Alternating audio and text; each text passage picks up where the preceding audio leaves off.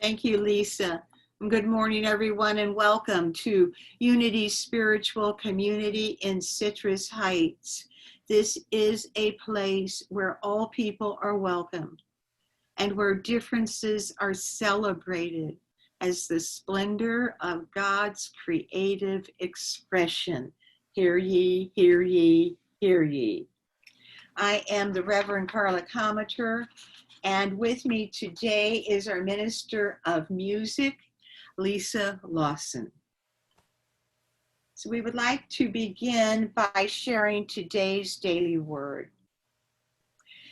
Today is Sunday, June 14th, 2020, and the words for today are divine order. Divine order is always unfolding in my life and in the world. As spring ripens into summer each year, new leaves transform bare trees into canopies of green. Tiny seedlings grow into sturdy plants and decorate the landscape with an array of colorful blossoms. I marvel at the divine order demonstrated as the earth renews itself. I recognize that even as the earth appeared barren in wintertime, new life was preparing to spring forth. I notice this pattern in my life. I may be demonstrating visible growth in my life, or like the earth in winter, it may seem that my life is stagnant and barren. I remember that as the seasons of nature change, so do the seasons of my life. Even when it is not apparent to me, I know that divine order is always unfolding in my life and in the world. Our scripture today is from Mark chapter 4, verse 28. The earth produces of itself first the stalk, then the head, then the full grain in the head. And the words for today are divine order. And as we remember that divine order is one of those 12 powers that we just got done singing about, that it is an unchanging, eternal law of God. Let us apply it to our thoughts about current events. We are birthing a new world. And sometimes birth may appear painful, but we live in the knowing that all is well. And so it is. Amen. And now we invite Lisa back to sing God in Everything. I see joy, I see peace, I see goodness surrounding me. I see love in every breath I breathe. I see God in everything. I see happiness, I see freedom, I see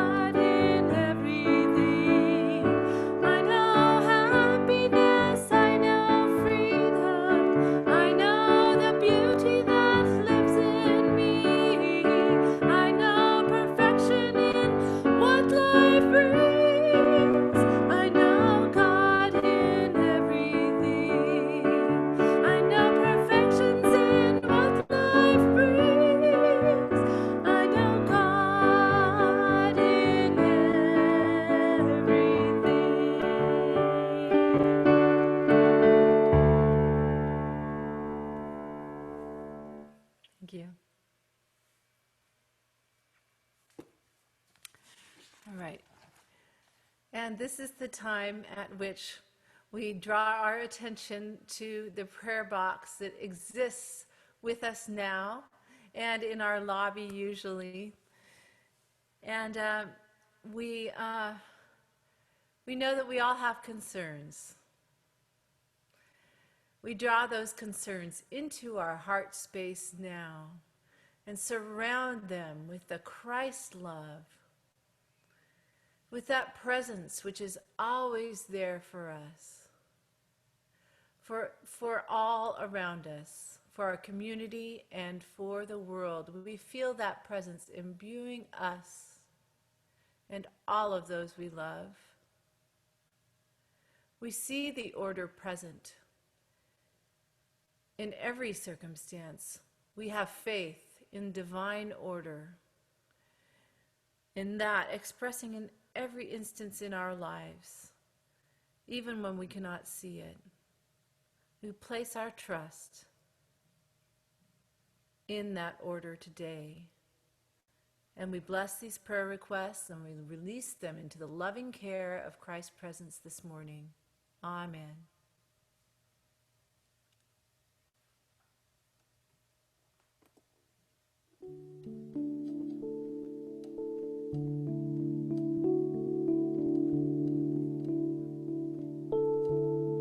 Oh, Spirit, guide me deep inside me. Take me to my heart place, the place of ease and grace. Breathe in this moment, this sacred moment. I am peace.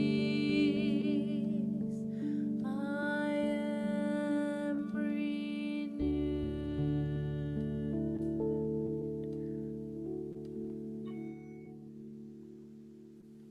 For today's meditation, we share some selections from a Unity booklet called The Comfort of Prayer. And as we share these, let us embrace all people, all conflicts, every struggle for freedom and growth. Let us take all of these things into our hearts and into our prayers. So take a couple of deep breaths. Allow yourself to relax. And let us go to the upper room together. I acknowledge that God is present in every person and experience. The spirit of harmony, order, and understanding is at work in me now.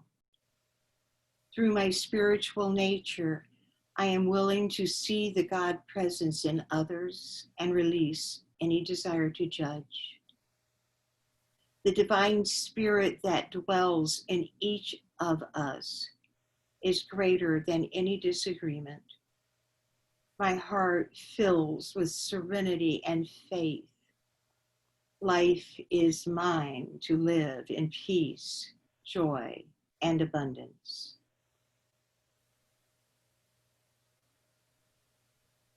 Easily, gracefully, I release the past so that I am free in this moment for all that is possible now.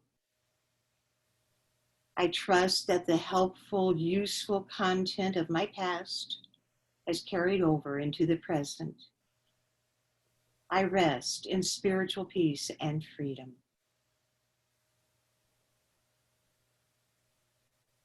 I hold the world in a vision of harmony and peace. I am one with the world around me. Every man is my brother, every woman my sister. We are one in God. In that state, I imagine holding hands, embracing arms, and walking together on the earth.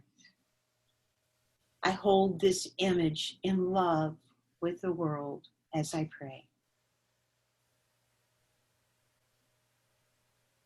Let there be peace in all people at all times.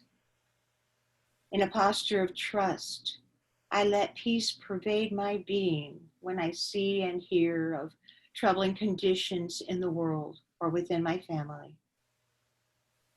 I lead in peace, fostering harmony that stems from the unifying power of infinite love.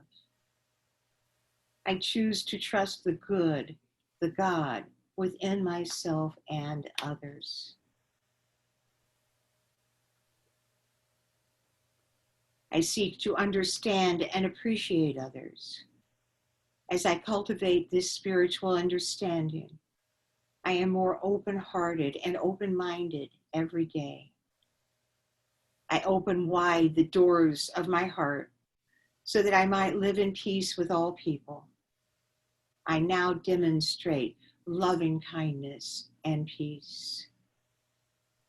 And as we pause for a time of silence, let us carry that loving kindness, that open-heartedness, and that peaceful nature into a time of prayer.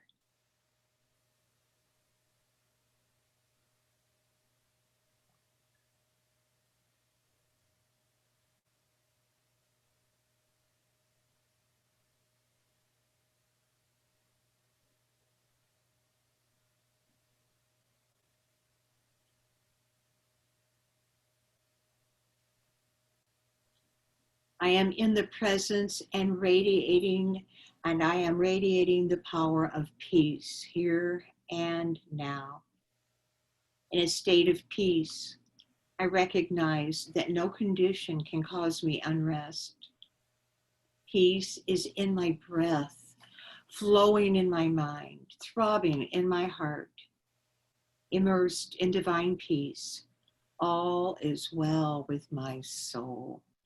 And so it is. Amen.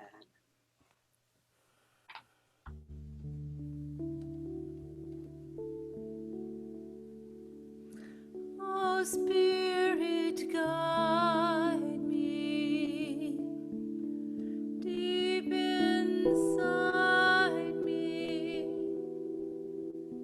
Take me to my heart place, the place of ease and grace. Breathe in this moment, this sacred moment.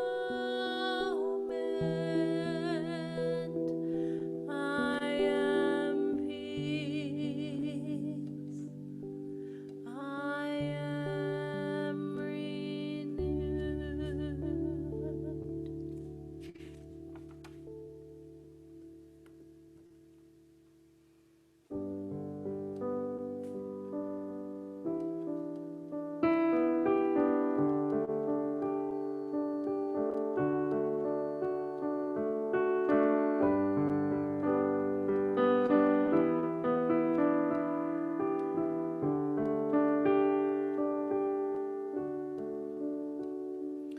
Spirit, waken in me. Fill this vessel with your light. Let me be your heart, your hands, your eyes. Spirit, fill me with your light.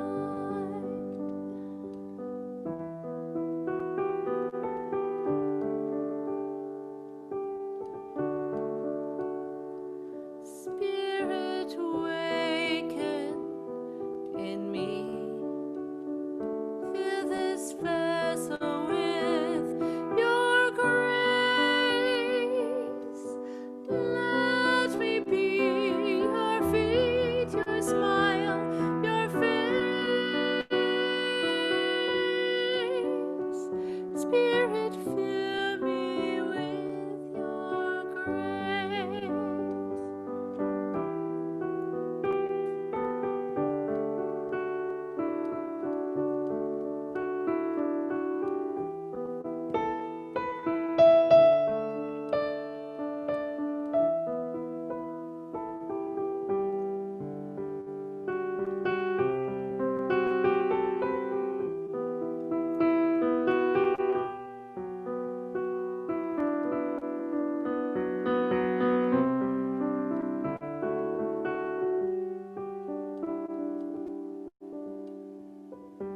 Spirit awaken in me.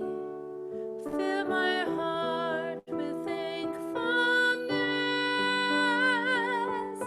Let me sing with joy, for I am blessed. Fill my heart with thankfulness. Fill my heart with thankfulness. Fill my heart with thankfulness. Fill my heart with thankfulness.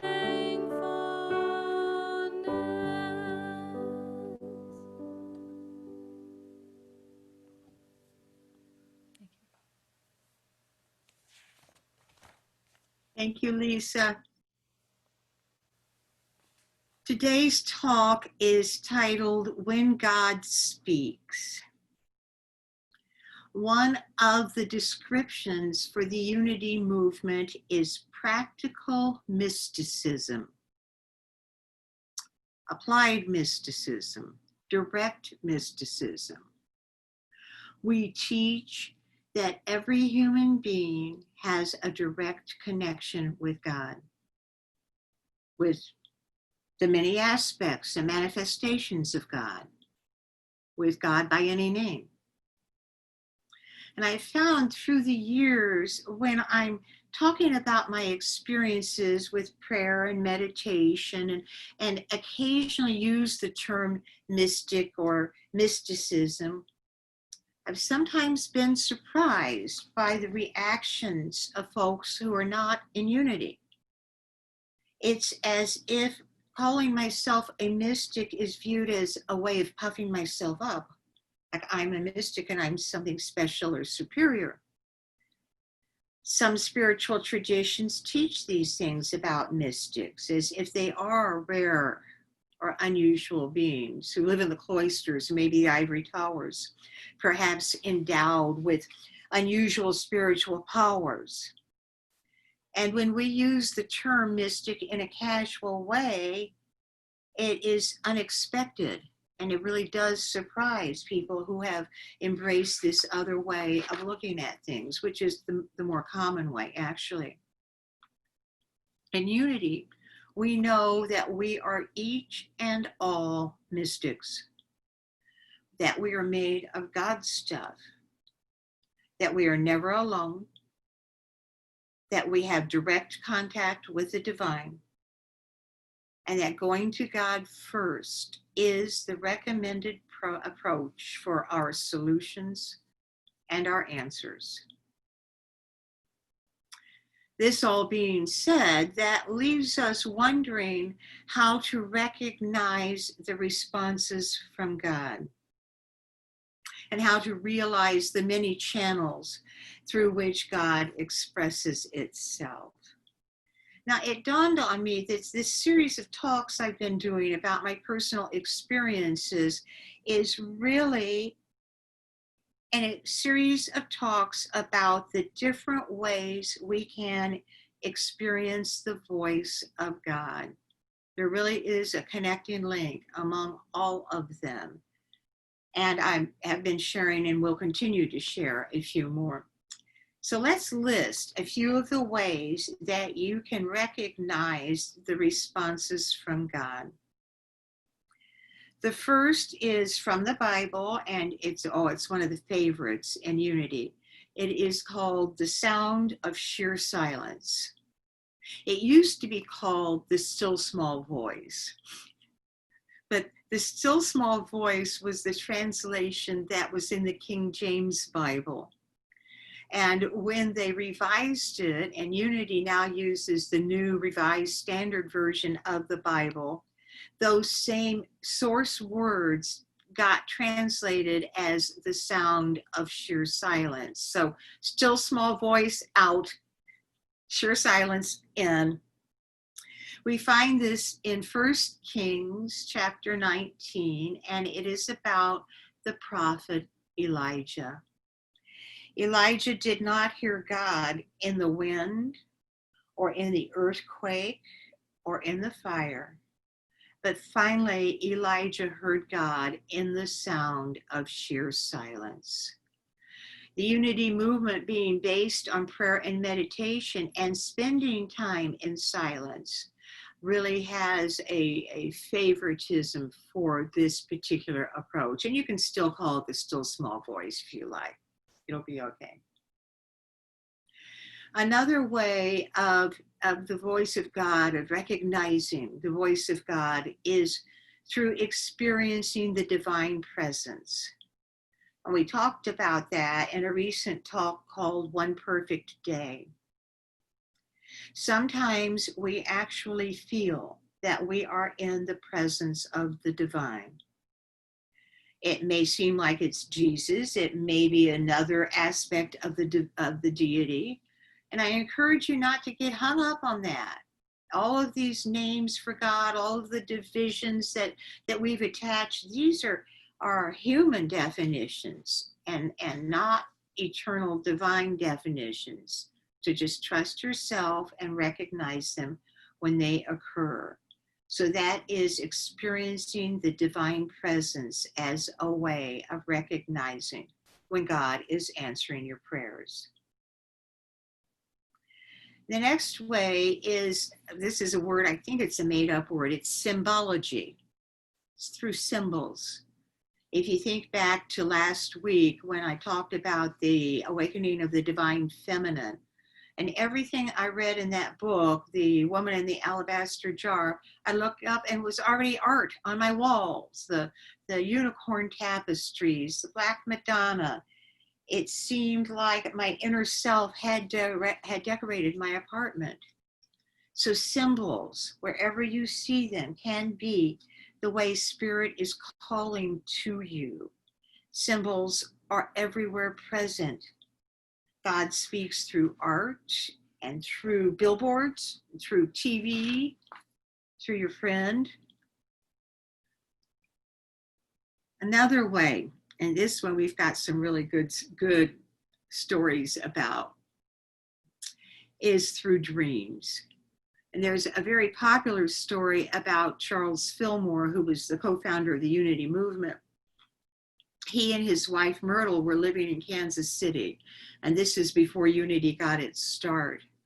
And things were not going well with them. He had a real estate business and it was not thriving, and he was considering moving away from Kansas City when he had a dream. And in the dream, he heard the voice of God saying, "Do not leave Kansas City. This is where your life's work is."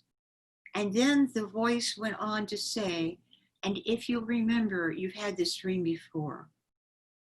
So here he was, hearing the voice of God in a dream and having that same voice remind him that he'd already been told this once before. So God can speak to us through dreams. Now, God speaks to us in various ways through nature. One of the most famous is the burning bush. This is from Exodus chapter 3. This is, of course, about Moses when he's being instructed to lead the Israelites out of their enslavement in Egypt, because that is what the Exodus was. First, an angel appeared in a burning bush. And then God spoke to Moses from the burning bush. The bush burned but was not consumed. Well, what had happened was that Moses was perceiving a higher level of consciousness. Moses was actually seeing the energy of matter, glimpsing the kingdom of heaven, rather than seeing this side of the veil, the illusion that we have created of physical reality. When you behold the light of God entrapped in nature, you are participating in a common theme in our contemporary spiritual literature.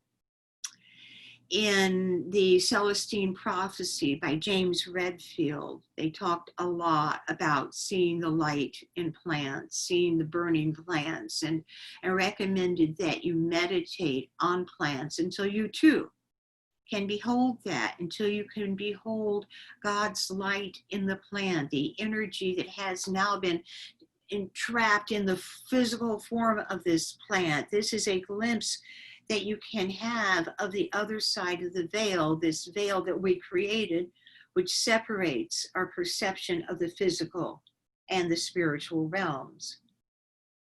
A Course in Miracles says that when you are achieving a higher consciousness, when you are approaching ascension consciousness, you may begin to see glowing around the edges of objects. And that is a sign that you can see the kingdom of heaven behind what we have veiled, behind our perception of the physical world. That light, that glowing. Now, one of my most profound experiences was with nature. And so I wanted to share some of the details about that. One of my favorite books is called Talking with Nature. It's by a man named Michael J. Rhodes. And as it happened, I was reading this book when I had the experience. So I'm going to share an excerpt. The author had been out for a hike with some friends, and it ended up being a much longer hike than he had anticipated. And he was getting blisters, his boots were filling with blood, and there was a storm a-brewing. And he said, my environment had shrunk to one of pain. Walk, pain, keep on keeping on. We had at least 3 hours of walking ahead of us. And we were now not only racing time, but also a colossal storm which had been building up all day. Repeatedly, I told myself I would collapse after the next 50 paces, another 50, pain and walk. My mind was dazed and my body numb as I thought, God, I can't keep going. What do I do? Without doubt, my exhaustion erased all resistance, for into my mind powerfully came this flow of words. Why do you choose to walk this way, alone and alienated from the surrounding abundance of energy? The plants around you are filled with energy. All life is energy. This is yours if only you can be aware that you are not separate. You are part of a whole. Be open, be loving, become all in one, the one in all. He continued saying, exhaustion erased resistance. I do not know how, but in a blaze of inner realization came knowing, and with this knowing came energy. In moments, I was a powerhouse, vital, alive, and aware, and the pain receded to no more than a background murmur. So that was a very moving and powerful passage, and it was the book I was reading one night when I was living in Raytown, Missouri. I had a big backyard with a lot of trees. It was really a special place, and I had a tent. And I decided to spend the night in the tent. Now, I didn't actually manage to do that. I am a creature of comfort. So I didn't make it all night long, but I set up the tent and I strung one of those long orange outside extension cords to the tent, and I set up a little reading light and my CD player, and I had new age music playing and a cot and a sleeping bag, and I was all comfy and right by one of those zip open flaps so I could see out and look at the trees and smell the breeze coming in.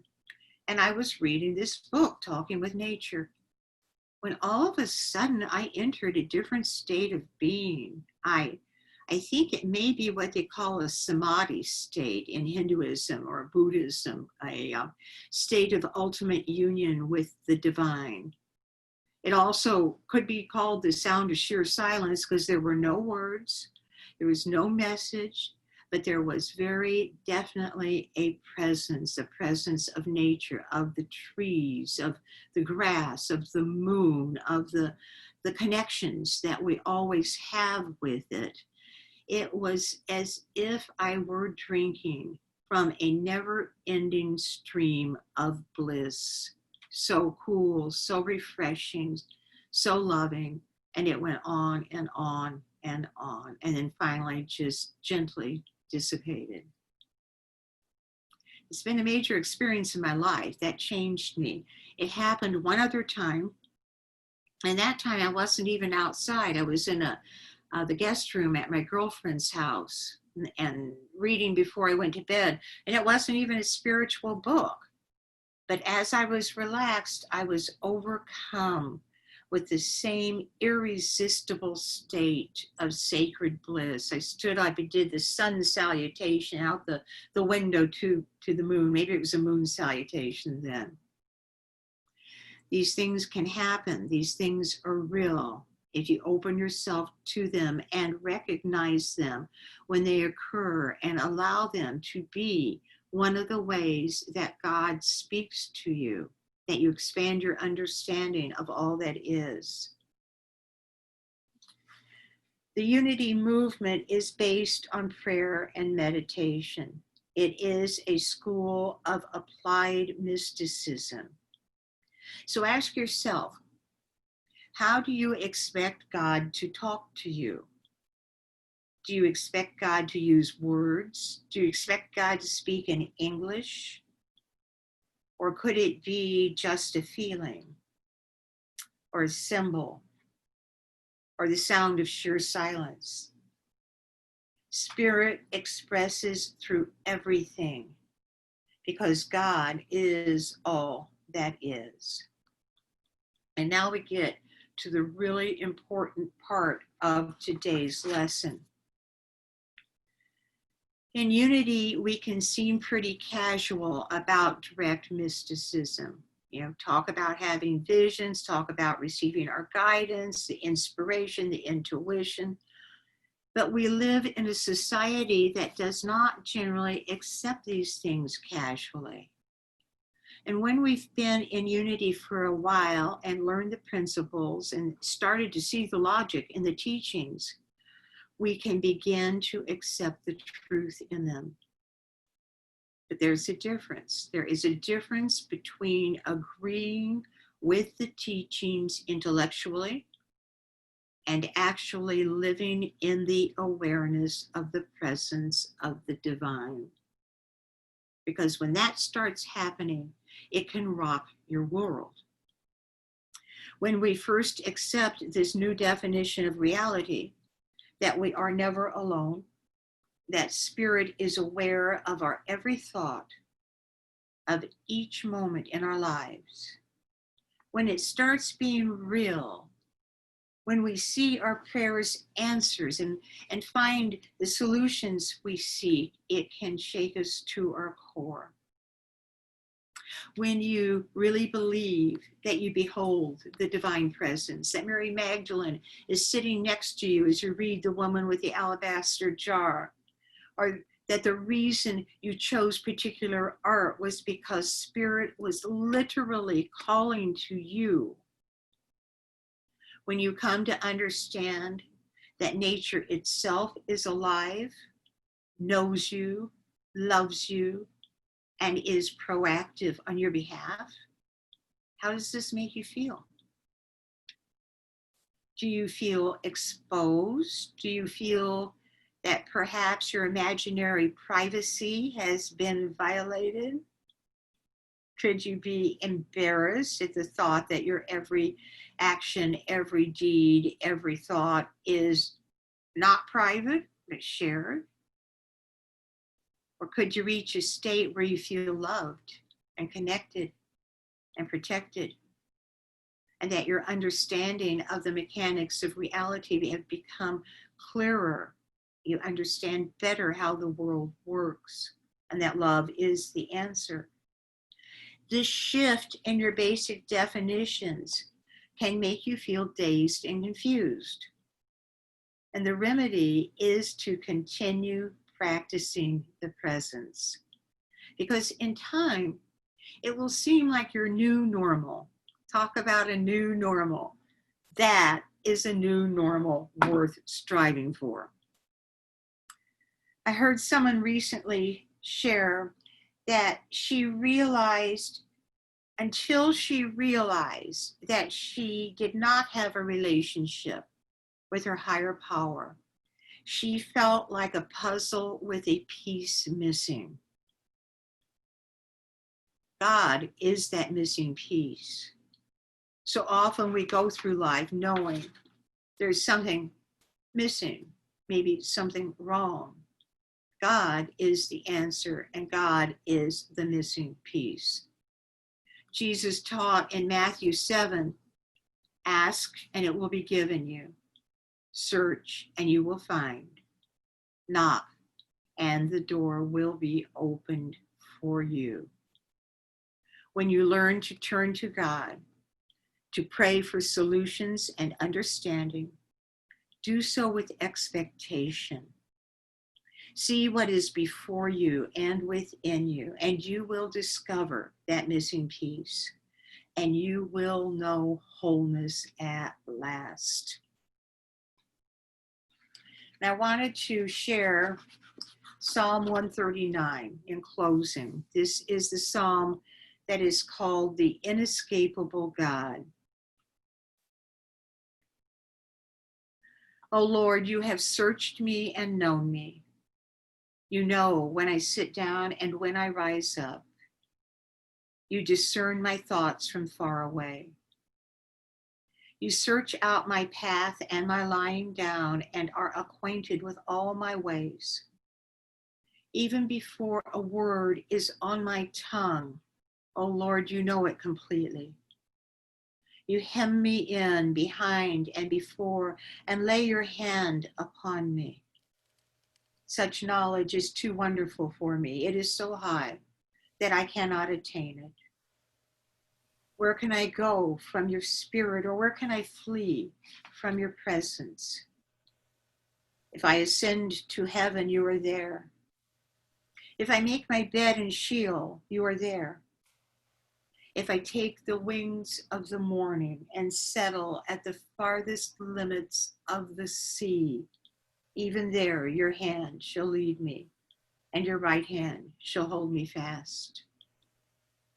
If I say, the darkness shall cover me, and the light around me become night, even the darkness is not dark to you. The night is as bright as the day, for darkness is as light to you. For it was you who formed my inward parts. You knit me together in my mother's womb. I praise you, for I am fearfully and wonderfully made. Wonderful are your works. That I know very well. My frame was not hidden from you when I was being made in secret, intricately woven in the depths of the earth. Your eyes beheld my unformed substance. In your book were written all the days that were formed for me, when none of them as yet existed. How weighty to me are your thoughts, O God. How vast is the sum of them. I try to count them. They are more than the sand. I come to the end. I am still with you. And thus ends today's lesson. God bless you all.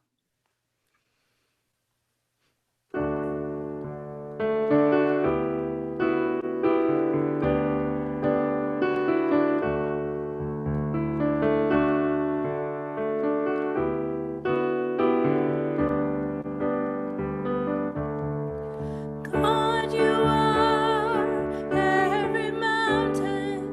God, you are every ocean. God, you are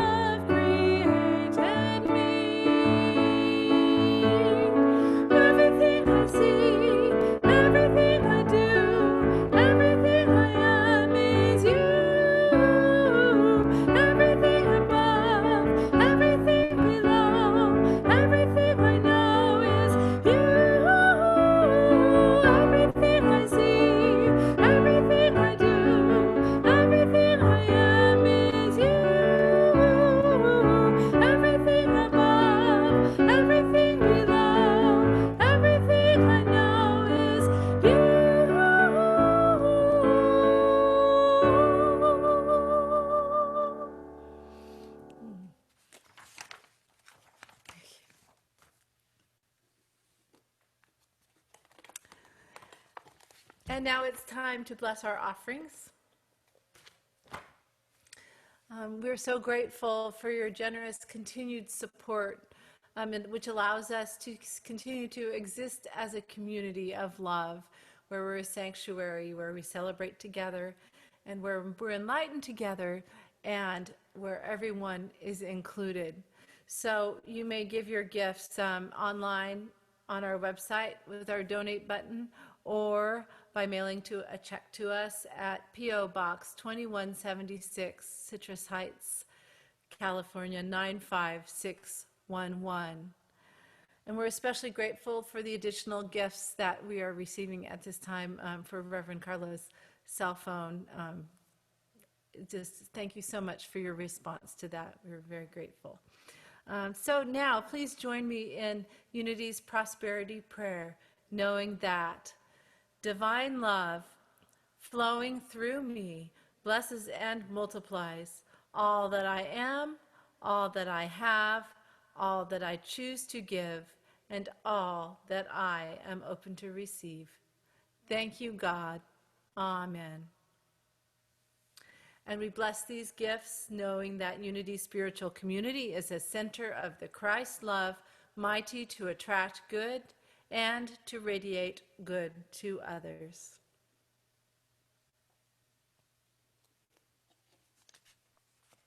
Speaking of radiating good to others, as we share a few announcements, I'll begin with our Lenten quarter drive, my fancy bowl, and our reminder that you can put your loose change in a container while we are homebound.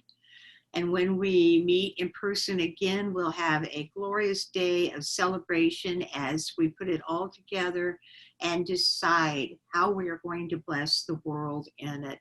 In the past, we've bought microloans for concerns all over the world, including in the United States, and we set them each up to renew automatically. So even as we speak in this moment, our church is supporting over a dozen efforts around the world in usually developing countries for people to make their lives better, mighty to attract good and to radiate that good to others.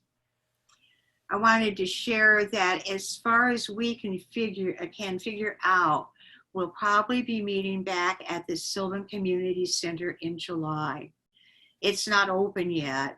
Our concern, of course, is that we follow the guidelines, especially from the city and any that may come from Unity headquarters. The board is working on a protocol for a reopening, and when we have one, we'll send it out via email so that you'll know in advance what our plans are and your role in them. It'll be a glorious day. Also, even after we open, we plan to continue live streaming our services on Zoom and Facebook, and to provide recorded services on YouTube. So no one will be left out. And now that we know how to use these venues, we may use them for midweek classes and other things. The world is our oyster now. Next Sunday is Father's Day, and we're going to have a guest musician. Her name is Christy Mattel. Now, let me tell you about Christy. Lisa has known her for a while, and when Lisa approached her to fill in occasionally when we needed a guest musician, Christy and a friend of hers actually attended our church. This is before we went into being homebound, so that she could get to know us and get a sense for the order of the service and the kind of music that we like. And I was so impressed with her commitment and her willingness to go the extra distance. I am looking forward to sharing the service with her next Sunday and getting to know her better. And I think that you will be impressed also. The talk next week is going to be the Jesus Talk. I just make this stuff up, you know. I'm calling it the Jesus Talk for now.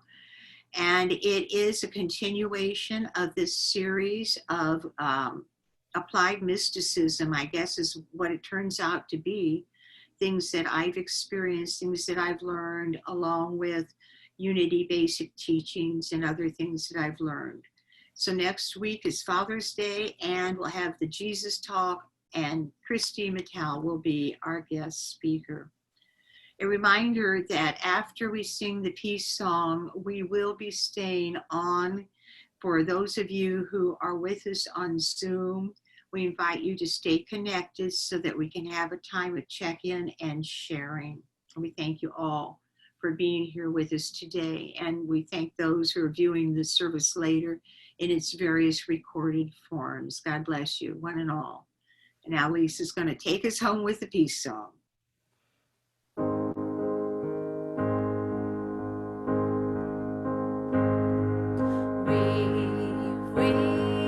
Weave us together, weave us together in unity and love. Weave us together, weave us together, together, and let there be peace on earth, and let it begin with me. Let there be peace on earth, the peace that was meant to be, with God as creator, family all are we. Let us walk with each other in perfect harmony. Let peace begin with me. Let this be the moment now. With every step I take, let this be my joyous vow. To take each moment and live each moment, peace eternally. Let there be peace on earth, and let it begin with me.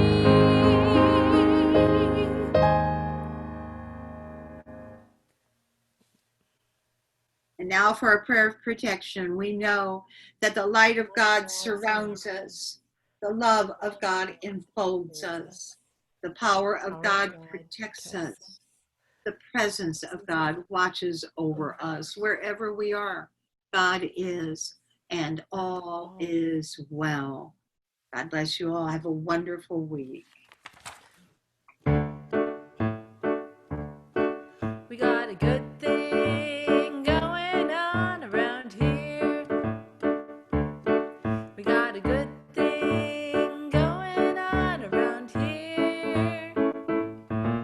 You can see it on each and every face. There's a sweet, sweet spirit in this place. We got a good thing going on around here. We got a